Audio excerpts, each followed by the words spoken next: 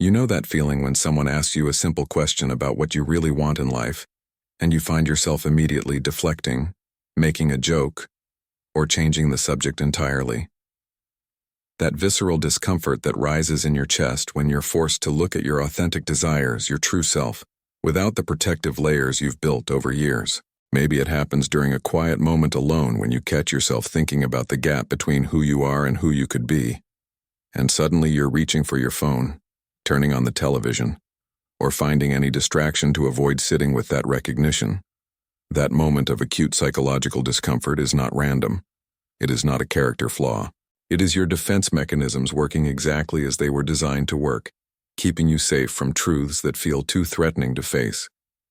But here is what Abraham Maslow discovered in his decades of research that changed everything we understand about human consciousness and growth. Those very defenses that feel like protection are actually the prison bars keeping you from the life you were meant to live. The most revolutionary insight from Maslow's work was not about what self-actualized people do. It was about what they stopped doing, the specific psychological barriers they had to dismantle before their consciousness could fully awaken, and why most people never make it past the guardian standing at the gate of their own potential. Maslow spent years observing a particular pattern in his clinical work at Brandeis University during the late 1950s and early 1960s.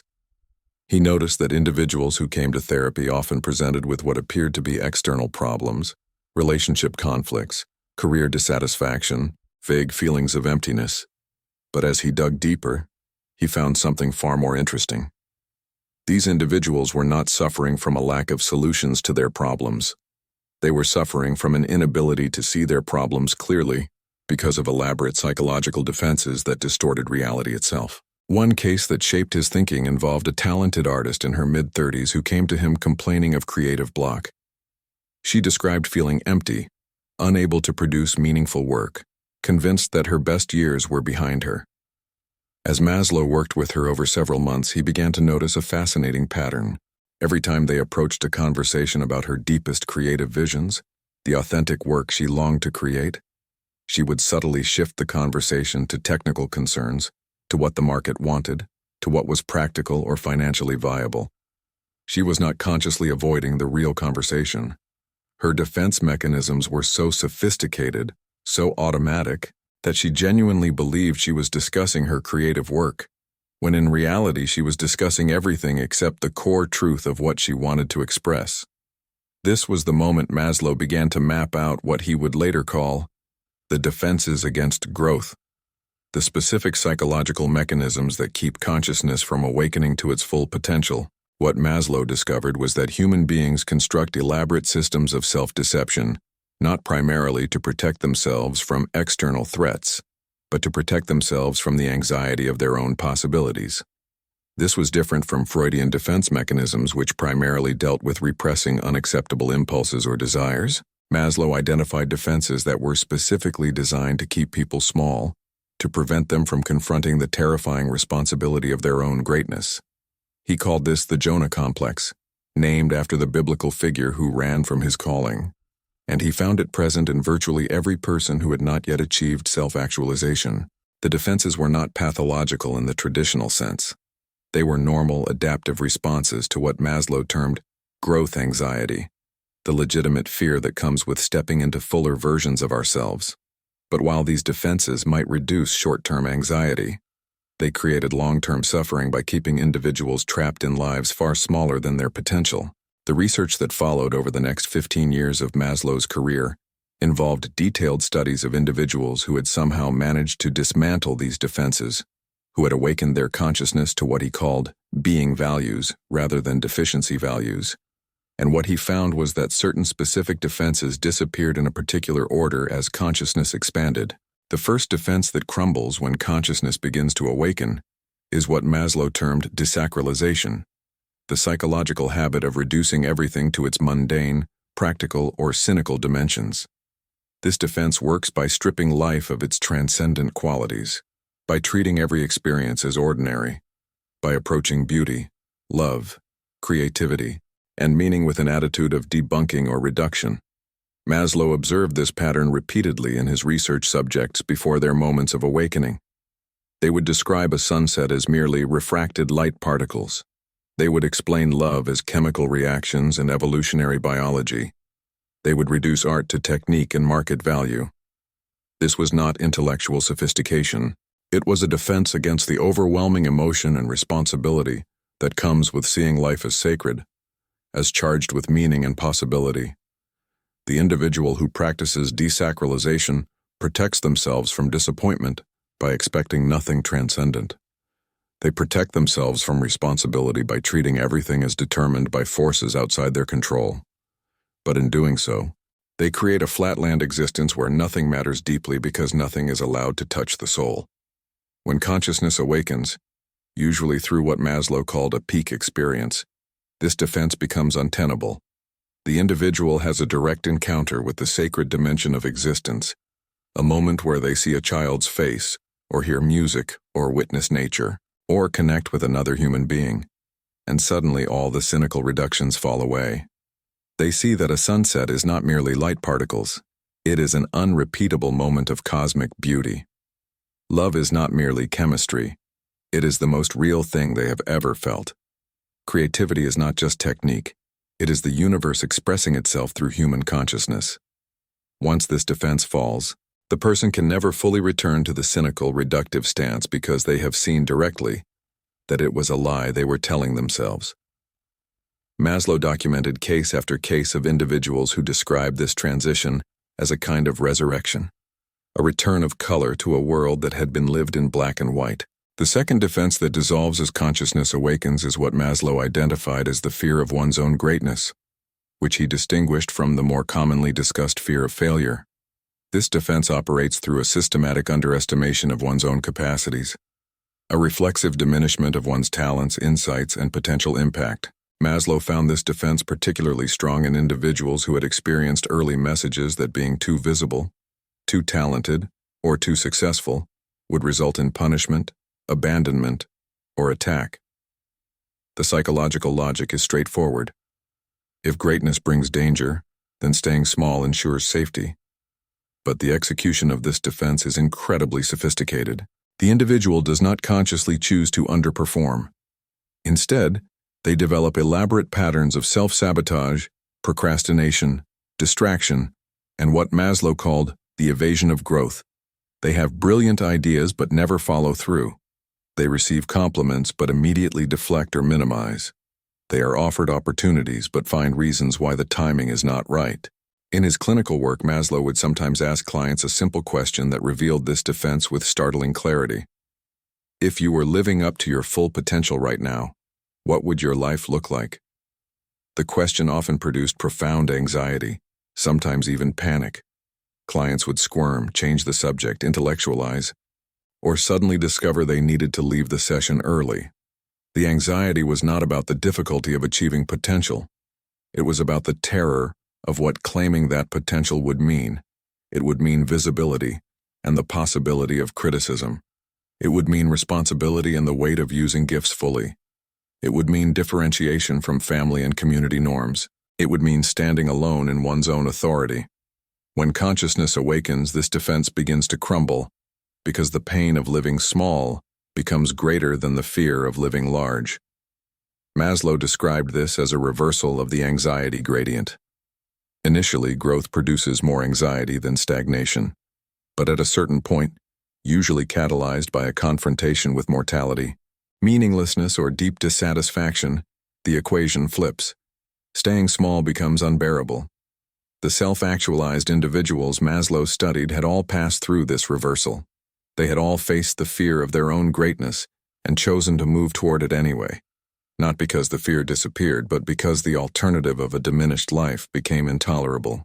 The third defense that disappears with awakening consciousness is the dichotomization of reality into rigid either-or categories, particularly the split between work and play, duty and pleasure, responsibility and freedom. Maslow noticed that individuals operating from deficiency needs maintained a strict psychological separation between what they had to do and what they wanted to do, between obligation and desire. This defense serves to protect the individual from the anxiety of integration, from the responsibility of creating a life where work itself is fulfilling, where duty aligns with authentic desire, where responsibility becomes the ultimate freedom. As long as life is split into the drudgery we must endure and the pleasure we briefly escape into, we are relieved of the burden of asking whether our fundamental life structure is aligned with our being. Maslow found that people would maintain this split even when it made no practical sense, turning down opportunities to integrate work and passion because the psychological safety of the split was more important than the possibility of fulfillment. The defense is maintained through a kind of resignation narrative. This is just how life is. You work to pay bills and enjoy yourself on weekends. Adults do not get to love what they do. Dreams are for children. This narrative is reinforced by cultural messages, by family conditioning, by economic realities that are real, but not as deterministic as the defense makes them seem. When consciousness awakens, this split becomes psychologically impossible to maintain. The individual begins to experience what Maslow called unitive consciousness, a perception of reality where apparent opposites are revealed as aspects of a single integrated whole. Work and play merge in what Maslow termed the creative attitude, where the process of engaging fully with meaningful activity generates its own intrinsic reward, regardless of external categorization. Duty and desire converge when the individual discovers that their deepest responsibility is to express their authentic being, and their authentic being naturally desires to contribute something of value. Responsibility and freedom unite when the person realizes that true freedom is not freedom from responsibility, but freedom to respond from one's deepest values and capacities. Maslow documented this transition in his studies of self-actualizing people and found that virtually all of them had transcended the work-play dichotomy. They worked hard, often incredibly hard, but they did not experience their work as separate from their being. A composer he studied did not distinguish between composing and living. A scientist he interviewed did not separate research from existence. They had achieved what he called a fusion of the person and their occupation, where the question of whether they were working or playing became meaningless because they were simply being fully themselves in action. Have you ever noticed how quickly you rush to explain away the moments when you feel most alive, most connected, most yourself? When something moves you deeply and your immediate response is to rationalize it, to find the logical explanation, to make sure no one thinks you are being too emotional or too idealistic, you are not alone in this. If this resonates with you, leave a simple comment. I am learning to trust what moves me. Your experience might be exactly what someone else needs to read today to feel less isolated in their own awakening. You have more power to help others step into their truth than you imagine, and sometimes all it takes is acknowledging your own journey out loud. The fourth defense that collapses when consciousness expands is what Maslow described as means centering, the psychological habit of becoming so focused on means, on methods, on techniques, on the how of things, that we lose connection with ends, with purposes, with the why. This defense is particularly seductive in modern culture because it is often rewarded and praised.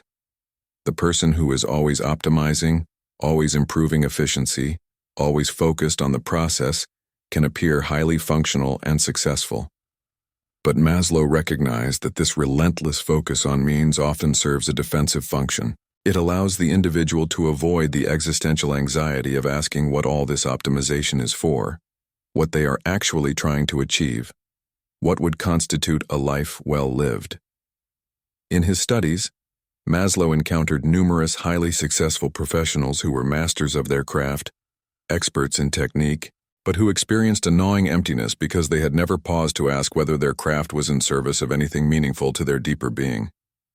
He described one physician who was technically brilliant, constantly updating his medical knowledge, always implementing the latest protocols, but who felt increasingly hollow because he had lost touch with why he entered medicine in the first place. The focus on means had become a way to avoid confronting the fact that his ends, his deeper purposes, had never been clarified or had been abandoned along the way. The defense works because means are manageable, controllable, and measurable. You can always improve your technique. You can always optimize your process. But ends require wrestling with values, with meaning, with what Maslow called being questions rather than doing questions. These questions are inherently more anxiety-provoking because they have no single right answer, and they demand ongoing reflection rather than final solutions.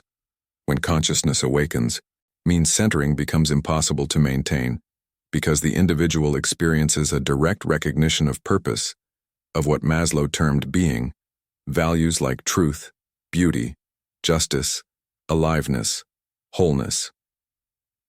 These values are not arrived at through technique or methodology.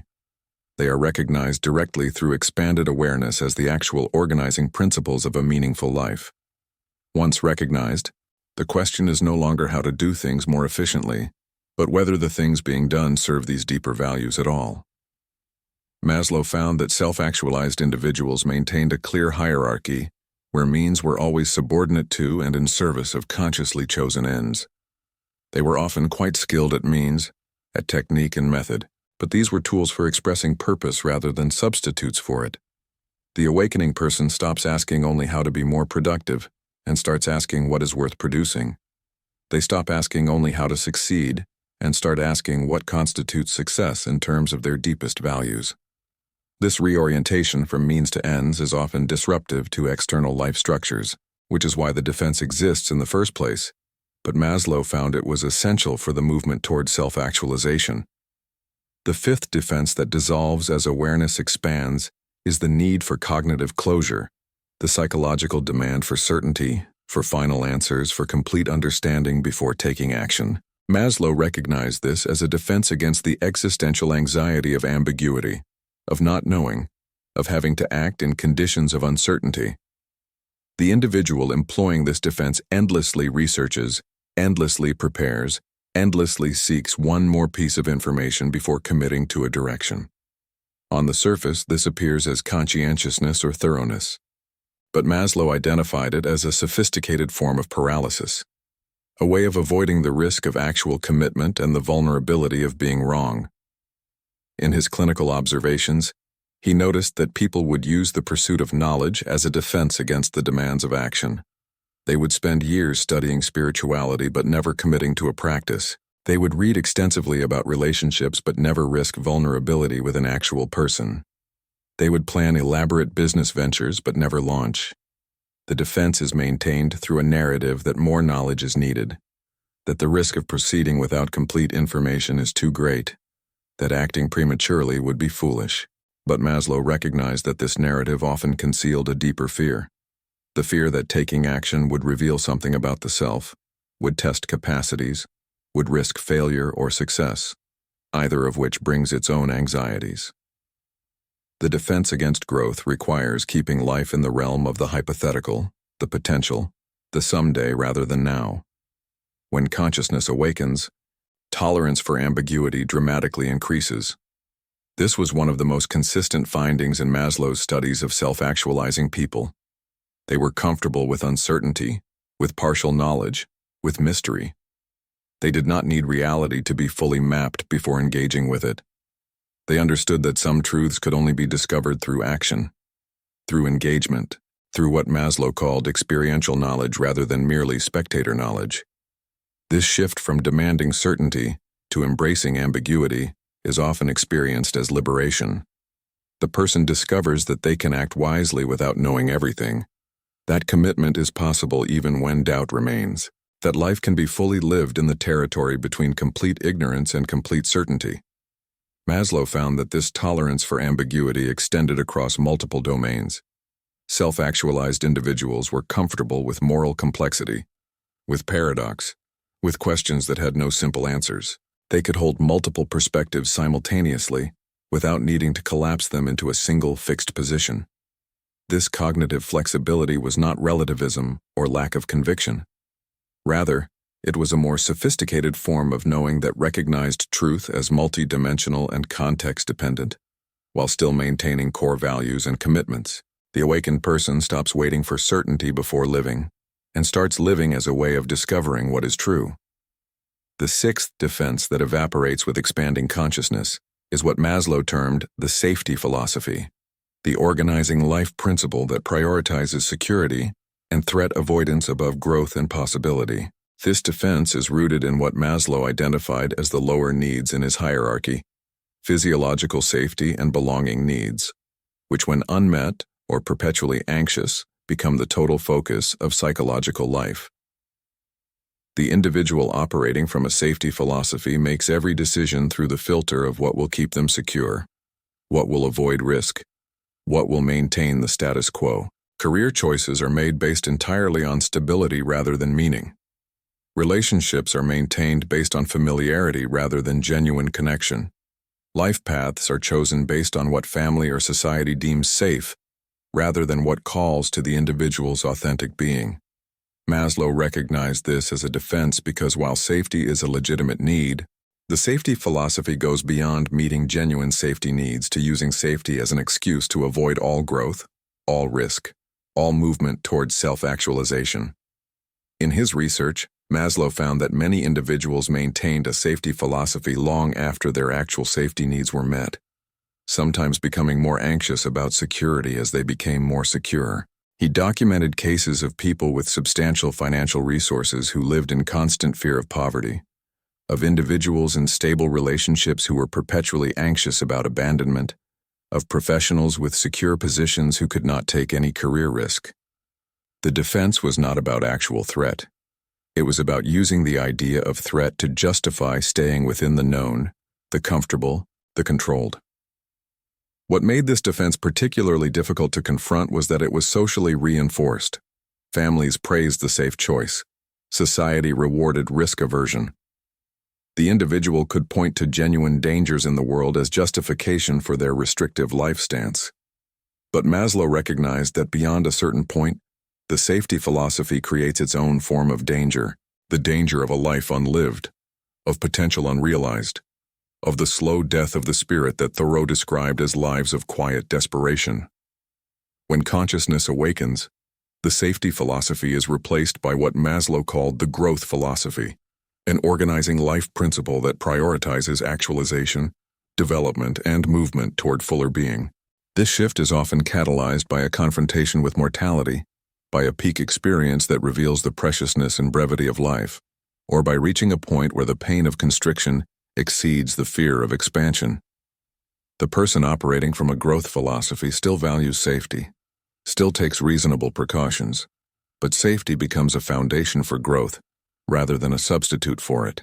They understand what Maslow termed the wisdom of insecurity, the recognition that trying to make life completely safe is both impossible and stultifying, that genuine aliveness requires venturing into the unknown, taking risks for things that matter, choosing meaning over comfort when the two conflict. Maslow found that self-actualized individuals had a fundamentally different relationship to risk. They were not reckless, but they were willing to risk security for growth, to risk comfort for authenticity, to risk approval for integrity. They had internalized the understanding that the biggest risk in life is taking no risks, is arriving at death with the realization that you never fully lived. The seventh and final defense that must dissolve for full awakening is what Maslow described as identification with the local, the provincial, the in-group, the tendency to define oneself entirely through membership in specific limited categories, rather than recognizing one's identity as part of the larger human species and ultimately as part of being itself. This defense operates through creating rigid boundaries between us and them, between my group and other groups, between people like me and people unlike me. It serves a defensive function by providing a sense of belonging, of identity, of security through membership. But Maslow recognized that this defense keeps consciousness confined to a limited perspective, prevents the kind of universal identification that characterizes self-actualization, and often generates conflict, prejudice, and a failure to recognize the fundamental humanity in those deemed other. In his studies, Maslow found that less actualized individuals strongly identified with their nationality, their ethnicity, their religion, their political party, their social class, and defined themselves primarily through these memberships. There is nothing wrong with having these identifications. The problem arose when these became the totality of identity, when loyalty to the group required viewing those outside the group with suspicion or hostility, when the individual could not transcend their local perspective to recognize larger truths. This defense provides psychological comfort through belonging and through the simplicity of having clear in-group out-group distinctions. It relieves the individual of the burden of thinking for themselves, of questioning group norms, of taking personal responsibility for their values and beliefs.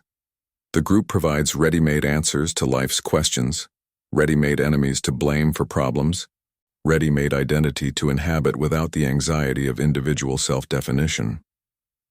When consciousness awakens, this parochial identification expands into what Maslow termed identification with the human species, and eventually into a kind of cosmic identification where the person experiences their being as part of a much larger whole. This expansion is not a loss of individual identity or cultural rootedness. Rather, it is a recognition that these are partial truths, useful but not ultimate, and that one's deepest identity transcends any particular category or group. Maslow found that self-actualized individuals maintained their particular identities but held them lightly.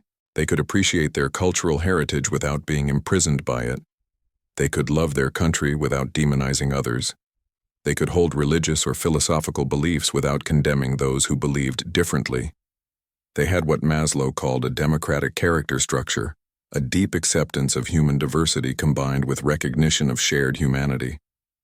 This shift is often experienced as a kind of universal love or compassion, not a sentimental emotion, but a cognitive and experiential recognition that the welfare of others is fundamentally connected to one's own welfare, that there is ultimately no meaningful separation between self and other, at the deepest level of being. The awakened person stops defining themselves primarily through group membership and starts experiencing themselves as individual expressions of universal human consciousness, with unique gifts to contribute to the larger whole. Now, think back to that artist Maslow worked with, the one trapped in creative paralysis by her elaborate defenses against seeing what she truly wanted to create.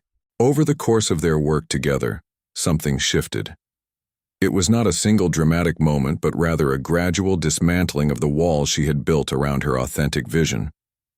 The desacralization defense was the first to crack. She had a moment while walking through a museum where she stopped in front of a painting and felt something break open inside her chest. It was not the technical execution she noticed. It was the undeniable presence of a human soul reaching across time through color and form. And in that moment she could not maintain her cynical stance about art being merely technique and market calculation. She saw directly that art was sacred communication, was the human spirit making itself visible, and she recognized that this was what she wanted her work to be. With that recognition came the confrontation with her fear of her own greatness. If she admitted what she truly wanted to create, she would have to risk creating it, risk it being rejected, risk it being seen, risk standing in her full capacity as an artist rather than hiding in the comfortable mediocrity of commercial work that meant nothing to her. The dichotomy between her artistic passion and her practical career collapsed. She could no longer maintain the split. She began to organize her life around creating the work that mattered to her, and discovered that when she did, the work itself became both the reward and the path. The means-centering defense dissolved as she stopped obsessing about technique and started asking what she wanted to express. Her need for cognitive closure diminished. She became comfortable beginning paintings without knowing where they would end, following the process of creation into uncertainty. Her safety philosophy transformed. She took the financial risk of reducing her commercial work to free time for authentic creation. She risked rejection by showing her real work to others, and her identification with particular art world groups and movements gave way to a more universal creative identity. She was not trying to be a particular kind of artist anymore. She was trying to be fully herself, expressing what only she could express. Maslow documented her transformation, not as a case of successful therapy in the traditional sense, but as an example of what he called spontaneous recovery of the real self, the natural movement toward health and wholeness that occurs when defenses against growth are dismantled. And this is the critical insight that reshapes everything. These defenses are not who you are. They are constructions you built, usually early in life, to cope with legitimate threats and anxieties. They served a purpose. They kept you safe when you needed safety. But if you are reading this, if you have followed this exploration to this point, there is something in you that recognizes the defenses are no longer serving you, that they have become the problem rather than the solution. that the life you are living inside these walls is too small for the being that you actually are. Maslow spent his career documenting what happens when people have the courage to dismantle these defenses, and what he found was consistent and profound. Life does not become easier in the conventional sense.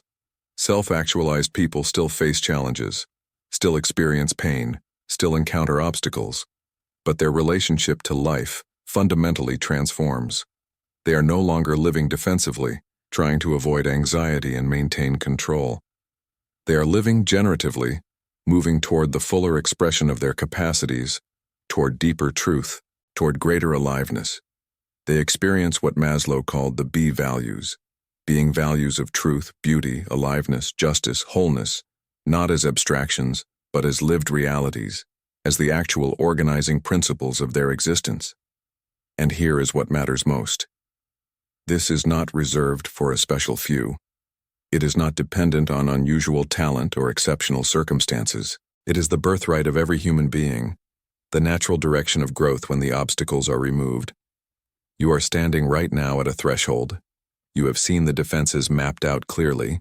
You recognize them in your own life because everyone recognizes them when they are honestly described. The question is what you will do with this recognition. Will you file this away as interesting information and return to the defended life, to the small, safe, uncomfortable version of existence that you know?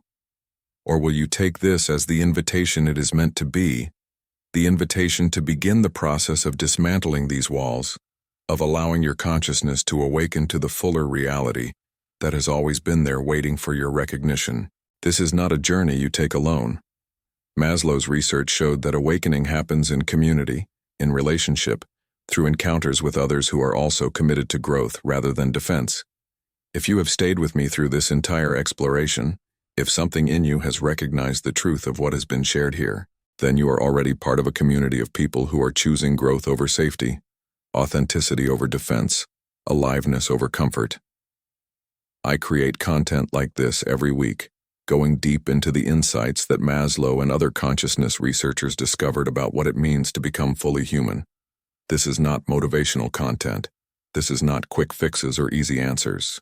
This is the real work of waking up, of becoming conscious, of living from your fullest being rather than your defended self. When you join this community by subscribing, you are making a statement to yourself about who you choose to be. You are saying that you value depth over distraction, that you are willing to look at hard truths if it means living a more authentic life, that you recognize growth as the central purpose of existence.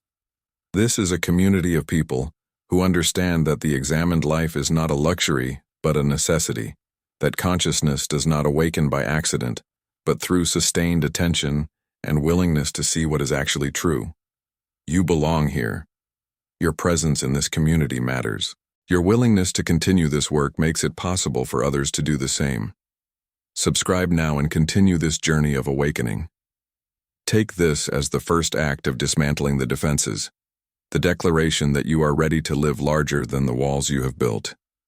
If you want to go even deeper into Maslow's revolutionary insights about human consciousness, watch the next video where I reveal the single most dangerous belief that prevents people from reaching self-actualization, the belief that Maslow himself struggled with for years before he recognized how it was limiting his own growth. It is not what you think.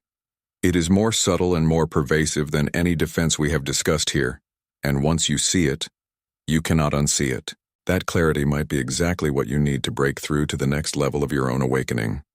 I will see you there.